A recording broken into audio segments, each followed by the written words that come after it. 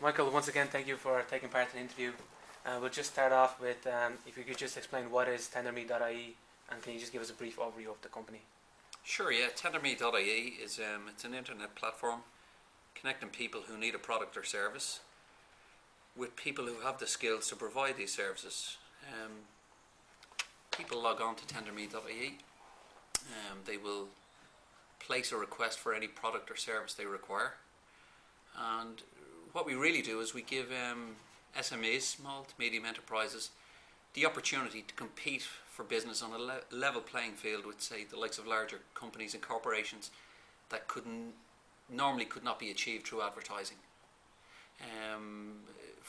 For example, if a company requires a product or a service and they pick up the Golden Pages or they go to the Times or go anywhere, it's normally somebody with the largest budget has the biggest ad.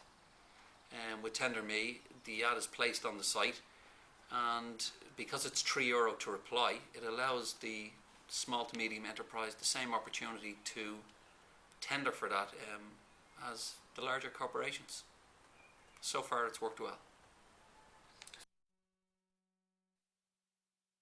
What was your motivation for starting the business? My motivation for starting tenderme? Well, I'm relatively new to the internet, new to using websites and email and that. I'm only using email maybe 5 or 6 years, and I wouldn't be a big user of websites, but what I did find was I just loved Google. I fell in love with Google because I found a website that I could type anything into and find anything I wanted. What I did find was I could find what I wanted, but it wasn't connecting people. And I had this idea in my head that after looking at other websites, if I could build a website where I could connect people who needed a product or service with people that could supply a product or service, that I could do something that I haven't seen done online. Because if you look at the Golden Pages, if you look at any of the other websites, they all do the same thing. I mean, you go to Golden Pages online, all it is it's opening a laptop to read the book. That's all, nothing else. I seen an opportunity there where nobody had built a site where people could put up tenders, put up requests that absolutely anybody could view and reply to. And we've done that by keeping the person who places the tender, keeping their personal details private. But we've opened up a good opportunity to service providers to reply to these. So that's what motivates me. It's building something that's not there at the moment.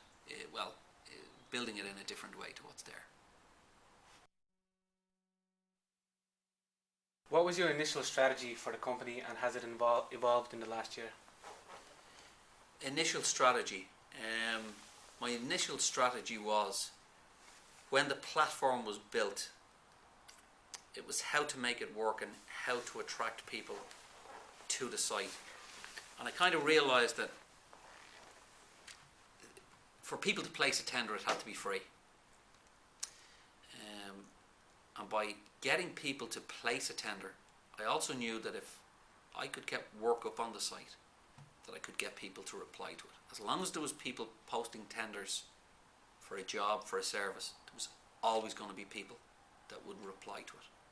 Now, some people didn't understand this and said to me, well, look, should you not be charging people to post a tender? And I said, well, you don't charge people to read the Golden Pages. It's free. So the person who needs the product or service, they're not going to pay for it. They post it free, and the people who reply pay the €3. And if you think about it, it's the very same in advertising. The people who pay for advertising in the Golden Pages attract the people who need the product or service, but it's the advertiser that pays for it. tenderme is the same. You place your advertisement, and the person who replies pays for it. And I know, and it's been proven, every time there's a tender placed, there's plenty of people there to reply to them. and that was my strategy. It was to get people to post tenders, to say to people, look, you need a product, you need a service. You're ringing around 2, 3, 4, 5 different suppliers looking for this product or service. Why not just place it on my site, put it up there once, knowing that I would then attract the service providers to the site, and that's where the revenue comes in then. And this approach hasn't changed since you set up the company? No, this approach hasn't changed, and it's not something I would change. No, because if you start charging people to place a tender, there's the argument, well, you're giving them a free service. Well, I'm not really, because the Golden Pages gives them a free service. There's plenty of online. There's plenty of places online where they can go and find a free service. So I allow them place their tender free and then charge the people. It's the very same as the Golden Pages is doing. The Golden Pages is charging you a fixed sum every year to get to a target audience. I'm charging you a small fee to get to a target audience. People place a product or a service that they require. If you want to answer it. If you don't, it costs you nothing, but you can still read it in its entirety. You can't do that with the Golden Pages. All you can do is place your ad and hope for the best. You don't know who's going to look at it or who's not. At least with this, you're looking at the guy looking for his tires. You're looking at a painter and decorator. So if that's the service you provide, well, there you go. Go pitch for the business. It's only going to cost you €3.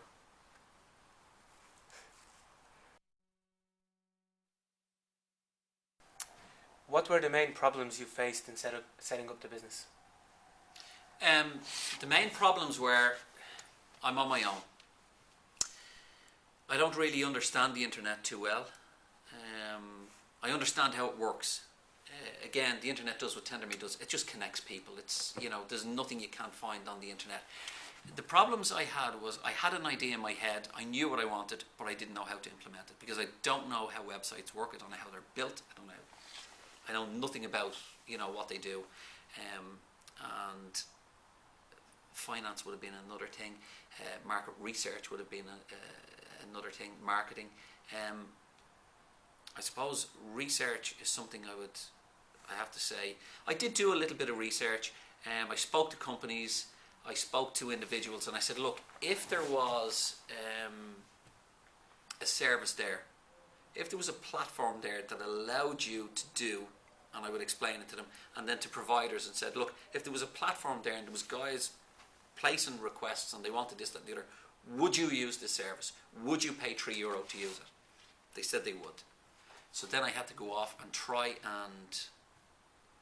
and build it myself.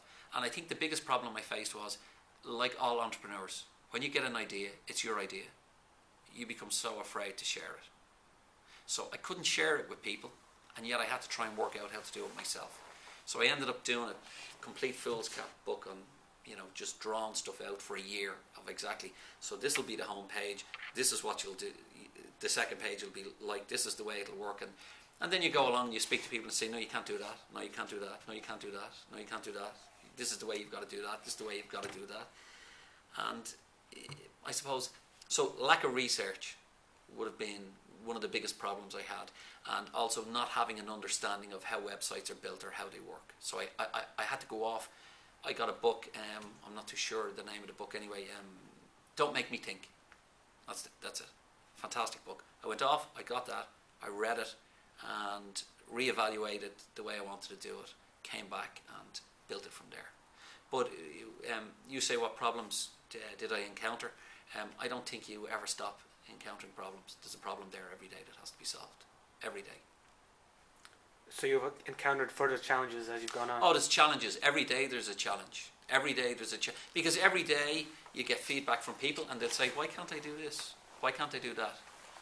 Why can't I do something else? And some people don't understand how it works.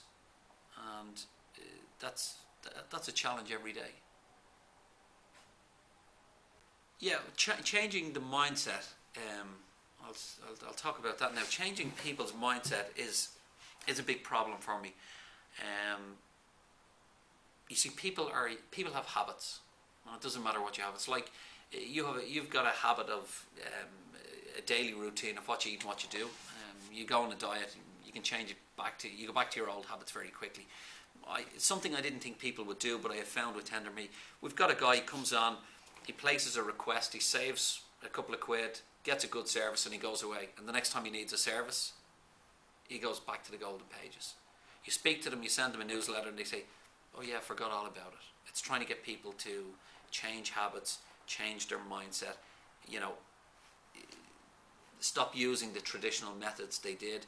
When they do use it and they do get a good result, some people have a tendency just to wander back to what they've done in the past, and that is a challenge. But I suppose it's like everything. It's like anything in life. If you've built something and it is a big change, it's hard to get people to, no matter how successful it is. Doesn't matter how successful it is. Doesn't matter how much success people have with it.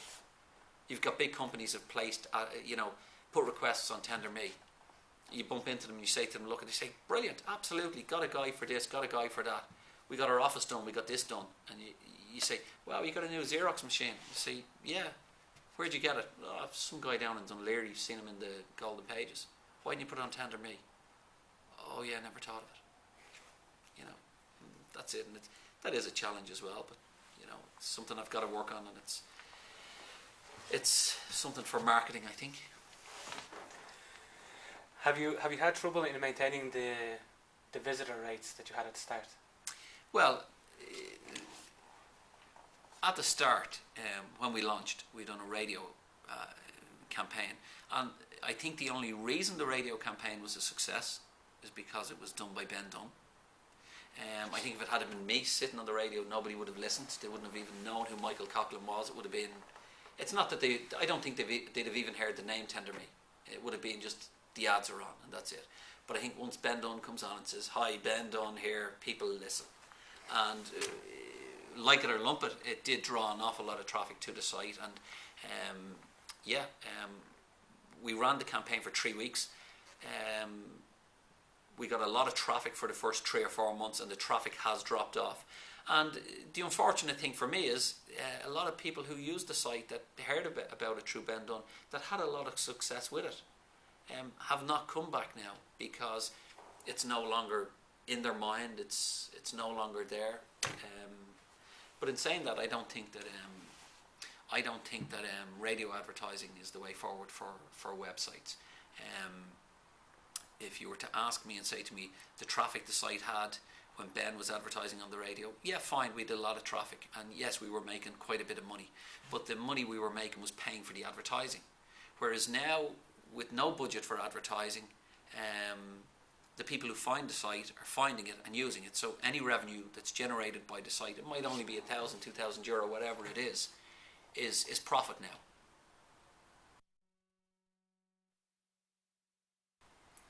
Do you feel you have learned through the overall experience? The overall experience of tenderme? Of setting up your business and tenderme, yeah. Oh, yes, I do. I've learned an awful lot. I think people learn. I think we're learning every day of our lives. We all think we know it, and just as you solve another problem, something else comes along. So, yes, I've learned an awful lot. And one of the things that I've learned is I was convinced that after speaking to people that liked this, and after researching it, I mean, I spoke to some of the biggest companies in this country. I spoke to Mary Harney. I've spoken to Brian Lenihan. I've spoken to Conor Lenihan. I've spoken to the Consulate General of Australia, Pat Scullion, about taking it out there. I've spoken to a guy, Joseph Connolly, in the UK. Everybody who looks at the site and uses it thinks, wonderful site, great service, fantastic the way it works. The interaction between the people, the emails that go backwards and forwards is great. It keeps people in the loop and keeps them like they feel they're part of something. So my perception was, once I got you on, once I got this person on, or that person on, or this company on, and they used it once, they were never going to use anything else again.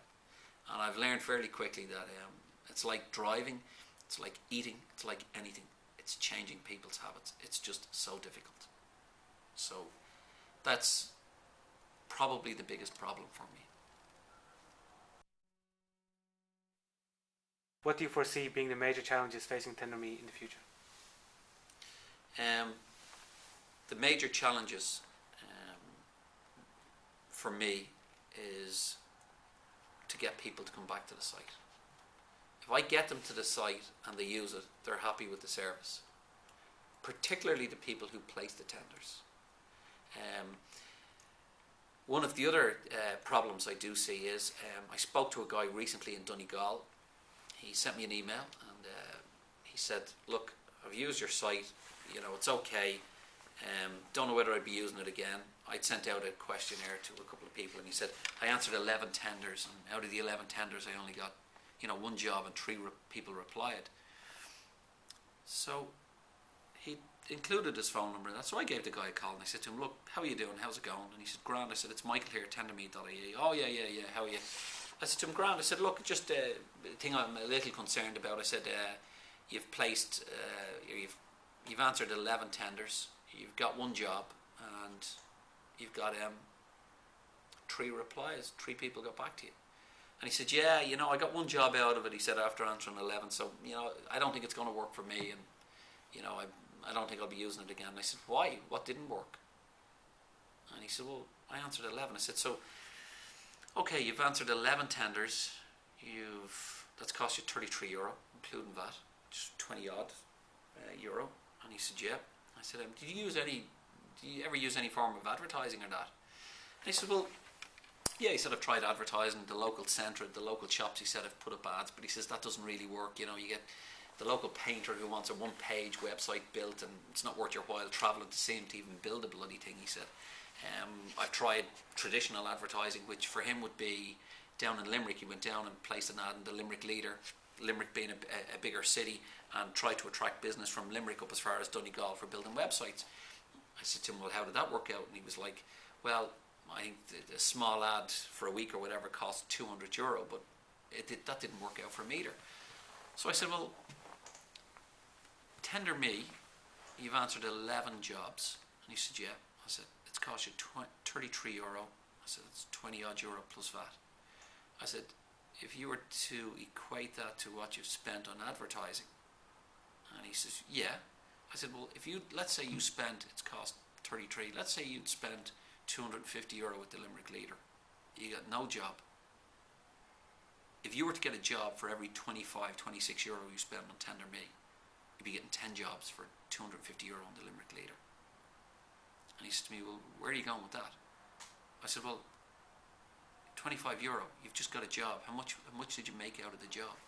He said, $4,500. And then he proceeded to tell me, well, $4,500, but like 2-3 years ago, I'd have got $8,000 for that job. I had to price it at $4,500 to get it. I said to him, well, to be honest with you, if you think about it as reverse advertising, spending 25, €26 ex VAT to get a $4,500 job, I don't think you'll get advertising like that anywhere. So that's also a problem. Is trying to get that message across to people, that they understand how it works and that they understand, the value of what they're paying. And if you take a guy that's paying €20,000 for a full page in the Golden Pages, I'm pretty confident if he was to mark down every call he got for that, he'd do as well for £1,000 on tenderme, as long as he's competitive and offers a good service. It's getting that message out there. We've proved it's worked.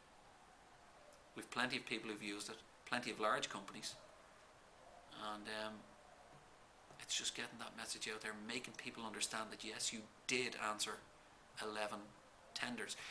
But in saying that, if people place an ad in a newspaper or place an ad in the Golden Pages, and many times do they pick the phone up and somebody says to them, how are you doing? Yeah, you do tires, how much do you charge? Blah, blah. It's the same thing. They might get 10 calls, 20 calls a day from the Golden Pages. They may not get 1 job out of it. You can track their jobs and track everything on tenderme. You can go on to tenderme and view how many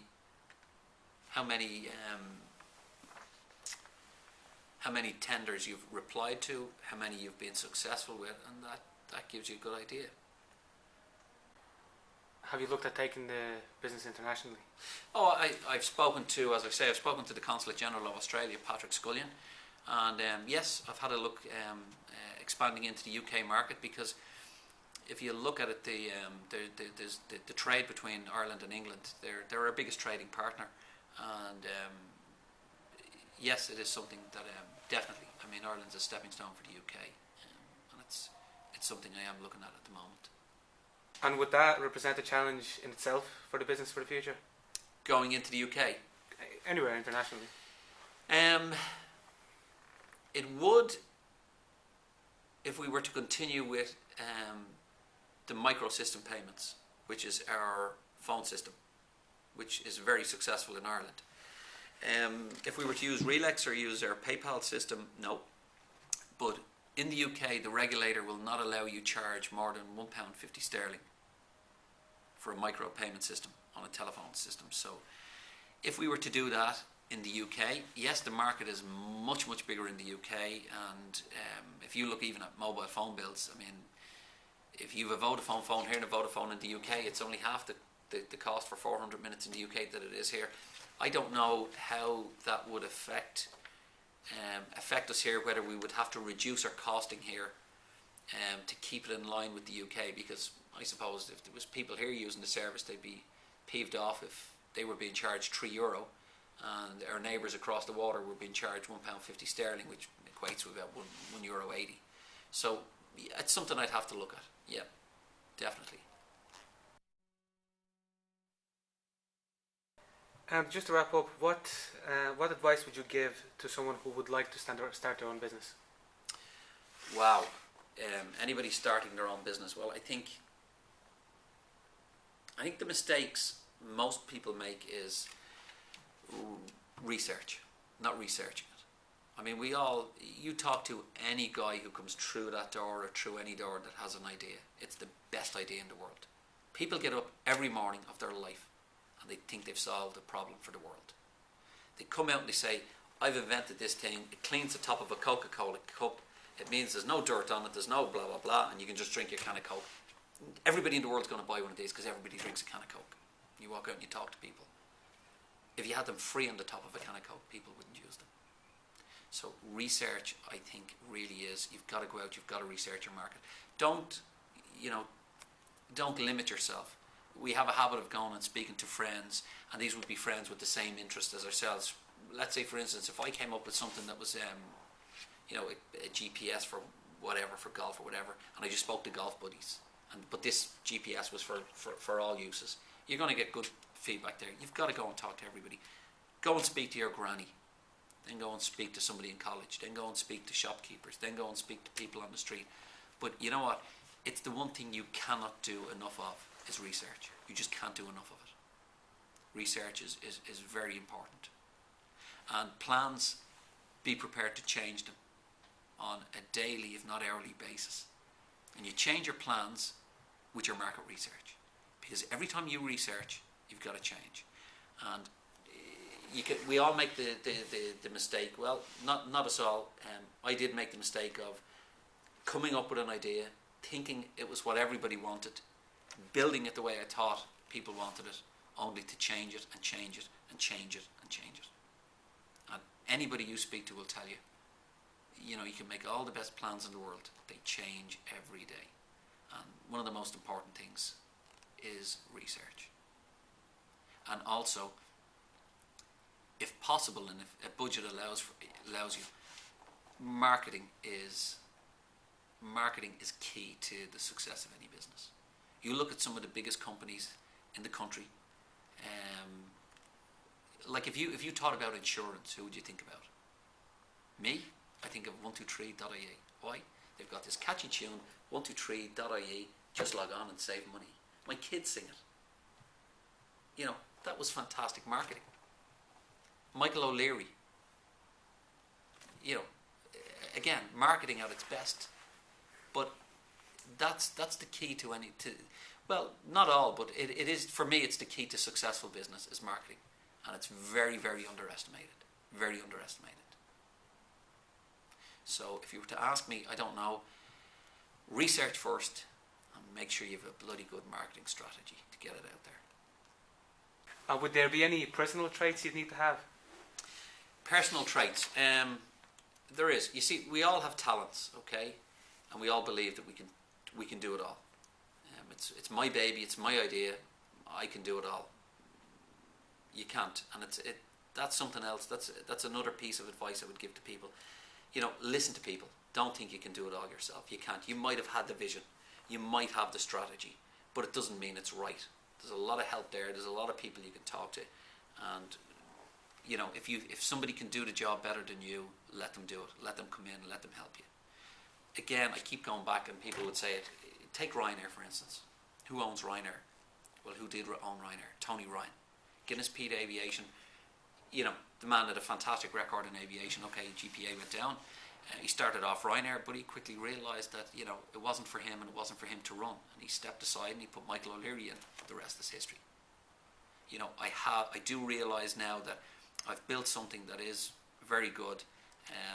12 months ago, I would have told you straight to your face when I was building this that I didn't care who it was that came in, including Michael O'Leary. He'd never run this company. This is my company, and I'll run it. Today, if somebody better comes along, I'd let them come in and run it. And you've got to realise that. You've got to realise that, we all have limitations, and there is people out there with better skills than us, better. Yeah, I'd also say when you're starting up, and you're doing your market research, and and you're looking at that, get as much help as you can. I've come along and thought I knew it all, but I've come to the college here in Tala, the ITT, and I've got some fantastic advice, some great help from the IT department who've had a look at the website, who've pointed out some big errors that I never seen, and who've also helped me to expand the website.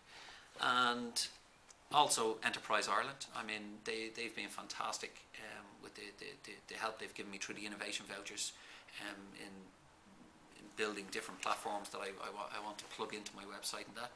And then also, there's DCU, some students in DCU who've come on board, and they're helping me with my marketing.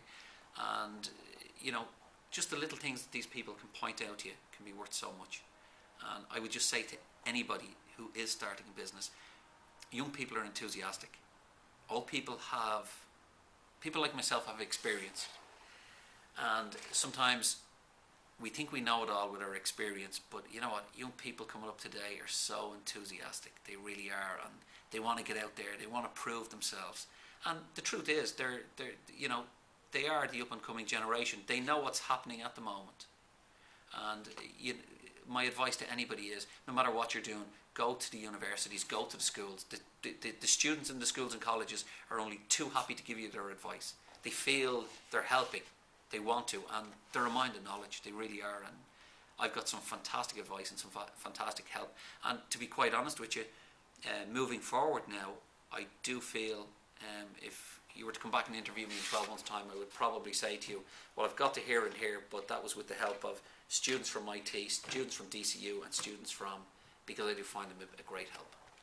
So, you know what, if you've got an idea, if you need some advice, go talk to these people. They're the easiest people to access. You go into a company that does marketing, you go into an IT company, before they sit you down, they're going to tell you we charge $80 an hour, we charge €80 an hour. They sit you down and they've got a format for talking. You go speak to students, they'll sit in a room, put their feet up on the desk, they'll sit back, they'll have a look at it, and it might be some of the best advice you'll ever get.